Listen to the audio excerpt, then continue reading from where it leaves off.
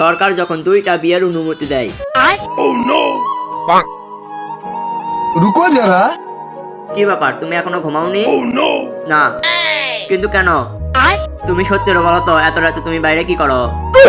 আগে তুমি 10টা 8টার দিক বাসায় আসতে, এখন 1টা 2টার দিক আসো। আরে তুমি টেনশন করো না, আমি কখনো হারাম কাজ করব না। ওটাই তো ভয়, কখন জানি তুমি ফরজ কাজটা শেষ করো।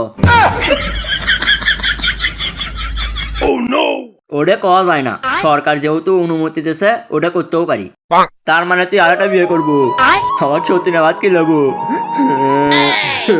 হাইরে গো আল্লাহ, আমি আর এই জীবন রাখবো না। দাঁড়া, আমি এখন তোর বাবা করে দিচ্ছি, দাঁড়া। সরকার বিয়ে করে কয়েও না, এবার আমাকে মহা বিপদে ফেলে দিল। আব্বা।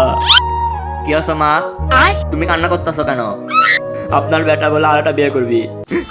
কি, তুই আরেকটা বিয়ে করবি মানে? रुको जरा। কেরে? सबर करो। তার মানে আমার একটা নতুন বিয়ে হবি। দেখো মা, উনি যদি আরেকটা বিয়ে করে তাহলে আমি কিছু করতে পারবো।